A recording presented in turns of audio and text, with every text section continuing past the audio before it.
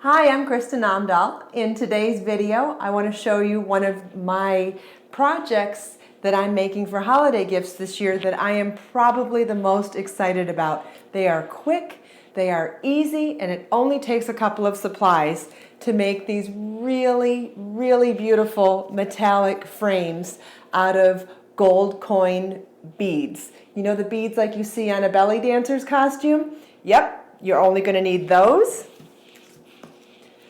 A craft ring that you'll find in either the floral department or your local craft store, and a hot glue gun. So let's get started.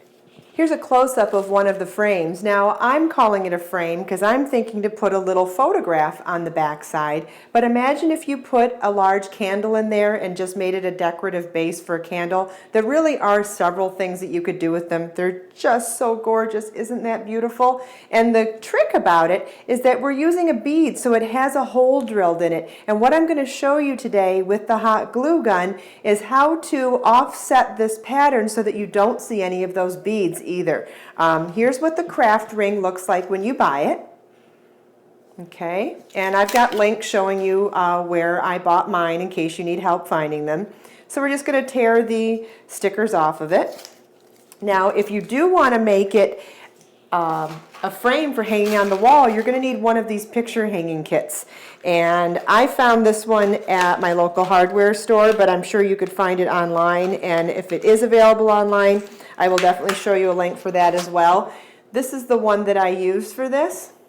It's very small. These are so lightweight that you're not going to need anything really fancy. And you're just going to screw that right into the side, and then you'll have somewhere to hang your picture frame when you're done. The trick is getting it threaded. Once it's threaded, it's not very difficult to get the screw to go all the way in, but it was just getting it started. Putting enough pressure on it and keeping it perfectly perpendicular to the edge is the trick in the beginning.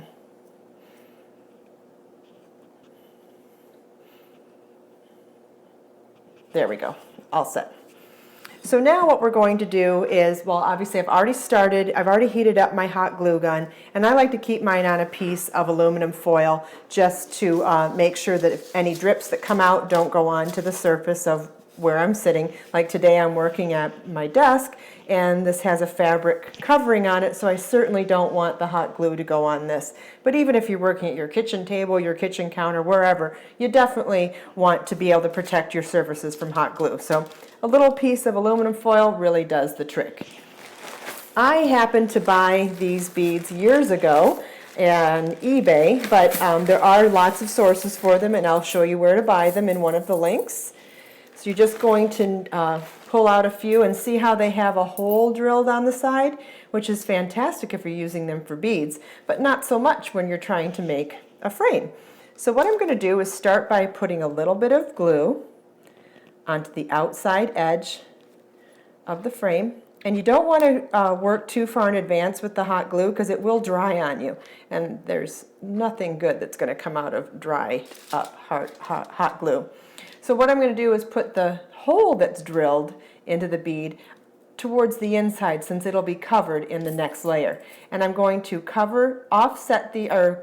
overlap them a little bit and try to keep them about halfway down so that half of the bead sits outside of the frame. And then just overlap them, maybe about 25% or so. That's what I think this looks like to me. And you'll just want to work in little bits at a time by placing some glue and then placing the beads. And so now we'll do the glue again. I need a new stick. So once the glue stick starts getting to this point down here, I'm going to add the second glue stick, or new glue stick, and use it as a little bit of pressure when pumping more glue onto my frame. Helps to get every last bit out. Okay, and then we'll go in here and drilled hole side down, offset by about 1/4 or 25%, and just work around the whole first outer circumference of the frame. You could do this on any size frame. Personally, I think bigger the better, but for demonstration today, this size is fantastic. And I think these are so cute for a little gift. I think a trio of these would be super cute.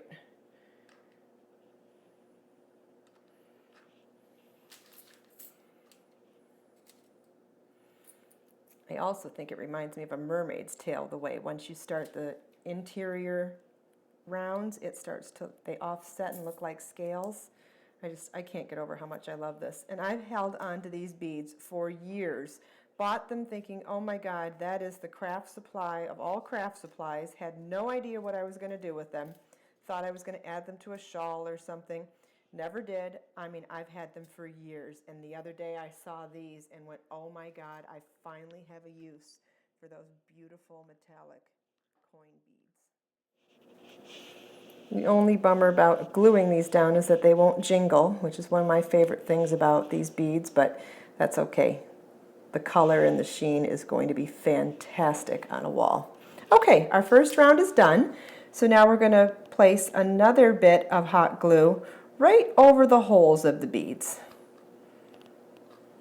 Because now in the last round, we worked the beads halfway up the outer edge of the frame.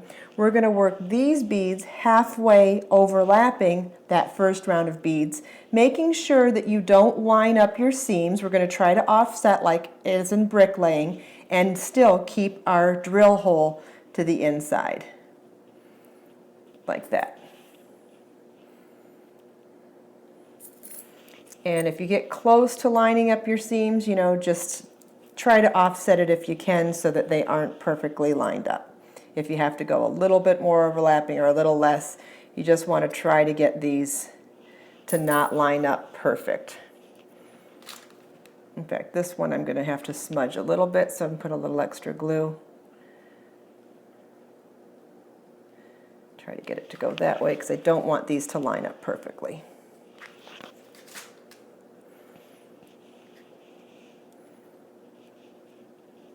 There we go. Okay, we need another glue stick. See, you can see the stick down there, so we're just going to put this one in to use it for a little extra leverage while we're making it through that stick. And in the process, it starts heating up the new one. It did surprise me how much glue I did go through to make these frames. You do actually use quite a bit of glue, several sticks in fact. So do keep that in mind when buying your glue. If you only have 1 or 2 sticks in the house, you're going to want to buy more before doing this project. I like the fact that some little mistakes remain in handmade projects, because if it was going to be perfect, it would be machine made. Now, the only time I make an exception to that rule is if it's a structural mistake or something that you can easily fix. But otherwise, if there's a couple of minor mistakes in a project, I do believe that it's part of the beauty of being handmade by a human who makes mistakes. So a couple of those beads going in the wrong direction, I'm going to live with. Honestly, by the time it goes up on the wall, I don't think you're going to notice anyways. And we're almost done with our second layer.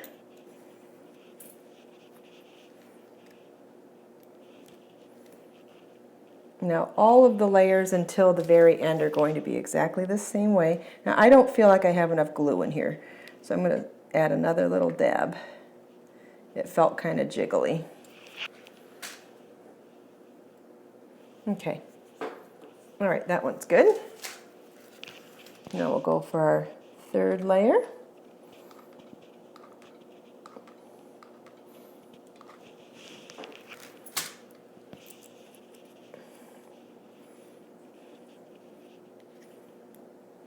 And I'm going to try really hard, now that I made the mistake, to not make any more mistakes of pushing my drilled holes on the wrong side. I would like to cover them up as much as possible, because it really is a much prettier project that way.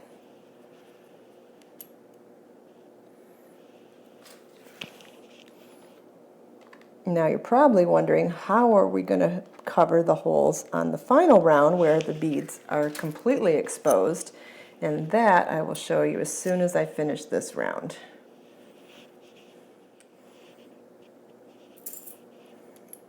Whoops. All right, we're not going to use that one. I put it right side facing up, and so now it's going to have too much residual glue on it, so that can be a garbage one. I did have a couple of those, unfortunately, on my first frame as well, but that's okay. It happens. Okay, so now we're going to do our final round, where our beads are now going to be exposed on the right, or on the top and bottom. So we're going to have to figure out another way to hide the drill hole. And so we're going to start with facing it to the side. And then as we work around, they will, need some more glue under that one. And on your final round, you want to try to overlap them a little bit with this edge so that you don't see the edge of the craft ring either. So try to overlap them over the beads and overlap over the craft ring, and keep the drill hole to the side so that we can, well, to the side that's being overlapped specifically, so that we can cover it with the next bead. Occasionally you find a bead that isn't drilled, which would be terrible if you were actually using them as beads, but which is nice and convenient for this project. Now, if you happen to find one of them in your stash, I have one here. We can hang on to that one for the last bead, which would be nice and handy, but I'll show you what you do if you don't have one of those handy. I was able to find enough of them in my supply that I've been hanging on to them for some of the frames, because I've made quite a few now. Have a couple for my bedroom and a couple for gifts made so far.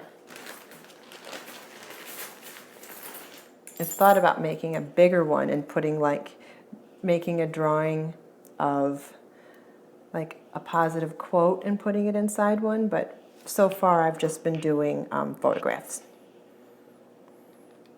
I do think the candle will be a really pretty project too. Okay, so now that we're coming to the end here, what you'll want to do is, if you don't have one that doesn't have the bead on it, what you're going to want to do is hide the last one underneath the first bead from the beginning of the round. And there's just a little bit of gap in there that I can hide it.